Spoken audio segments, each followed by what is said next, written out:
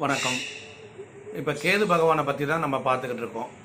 லக்னத்தில் யாருக்கெல்லாம் கேது பகவான் இருக்காரோ அவங்களாம் இந்த ஜென்மத்தில் அவர்கள் வாழும் வாழ்க்கை வெறும் கடனுக்காகவும் கடமைக்காகவும் தான் வாழ்வாங்க.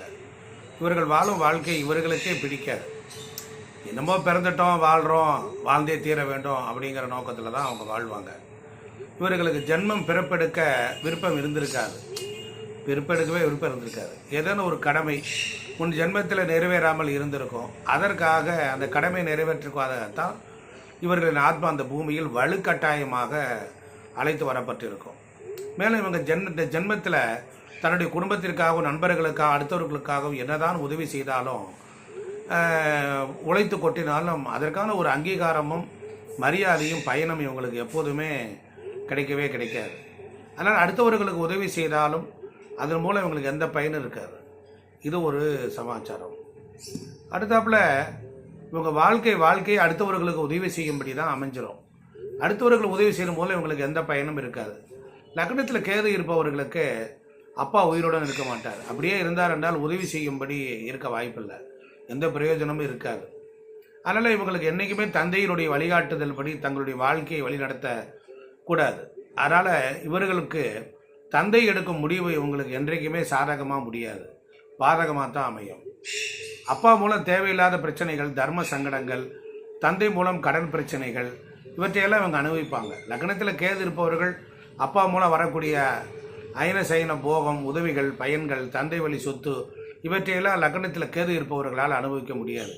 எப்போவுமே தந்தையுடைய கடனை இவர்கள் தலையில் பொறுப்பேற்றுக் கொள்ளக்கூடாது. அப்படி பொறுப்பேற்று கொண்டார்கள் என்றால் அந்த கடனை அடைக்க முடியாமல் இவங்க பல சிரமங்களை சந்திப்பாங்க. அதே போல் லக்னத்தில் கேது இருப்பவர்களுக்கு உத்தியோகம் ஒத்து வராது. உத்தியோகத்தில் பிறர் கட்டளையின் கீழ் நடக்க மாட்டாங்க. அதனால் அதிகாரிகளோடு இவங்க வேலை செய்யக்கூடியதும் ரொம்ப சரியாக வராது. இவங்க மனம் போன போக்கில் தான் போவாங்க. அது போல் அரசியல்லையும் இவங்களுக்கு ஒத்து வராது. பிரச்சனைகளை கண்டிப்பாக சந்திப்பாங்க. லக்னத்தில் கேது இருப்பவர்களுக்கு அதிகமாக அதிகாரம் செய்வார்கள். தான் பிடித்த முயலுக்கு 3 கால் தான் அப்படின்னுங்கிற ஒரு மனோபாவம் வந்துடும். அதனால் இவங்க சொல்வதை எல்லாரும் மற்றவர்கள் கேட்க வேண்டும், என்றைக்குமே மற்றவர்கள் சொல்வதைத்தான் நம்ம இவர்கள் கேட்கணுங்கிற அந்த கொள்கை பிடிப்பு இவங்கள்ட்ட உண்டு. நுனிப்புள் மேய்வார்கள், உண்மை பேசி கெட்டு போவார்கள். காலையில் ஒரு முகம், சாயங்காலம் ஒரு முகம். அதுபோல் எங்கே நீட்டாக போகணுமோ அங்கே போக மாட்டாங்க. சும்மா இருக்கப்போ நீட்டாக ட்ரெஸ் பண்ணி அழகாக இருப்பாங்க. குடும்பத்தில் சம்மந்தமே இல்லாமல் பேசாததை பேசுகிறேன்னு சொல்லி வாதாடுவாங்க. மொத்தத்தில் இவர்களை புரிஞ்சுக்கிறது ரொம்ப கஷ்டம். அதனால் இவர்கள் பொறுத்தளவில் இல்லற வாழ்க்கைக்கு பயன்பட மாட்டார்கள். மொத்தத்தில் இவர்கள் வாழ்க்கையில் ரொம்ப சிரமம் இருக்கும். இதுக்கு என்ன பரிகாரம் அப்படின்னு கேட்டிங்கன்னா, விநாயகர் வழிபாடு. விநாயகர் வழிபாடு நீங்கள் தொடர்ந்து செய்ய நன்மை உண்டாகும். அருகம்புல் தான் இவங்க வாழ்க்கையில் பெரிய அளவில் உயர்த்தும். அதே போல் தர்பைப்புல் இவர்கள் வீட்டில் இருந்தால் இவர்களுக்கு ஓரளவிற்கு குடும்ப வாழ்க்கையோடு அனுசரித்து போகும்.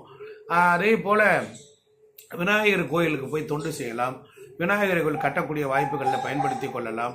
பொதுவாக சாதுக்கள், சன்னியாசிகள் இவர்களோடு இவங்க தொடர்பு இருந்துச்சுன்னா ஓரளவுக்கு வாழ்க்கையில் பேலன்ஸ் ஆகும். பணம் சேமிக்க முடியாது. ஓரளவிற்கு வெறுப்புணர்வும் பொறுப்புணர்வு அற்ற நிலையிலே வாழ்க்கையை கழிப்பாங்க. வேறு வழி இல்லைங்க. மொத்தத்தில் ஒரு பாதி யோகி மாதிரியே வாழ்வாங்க.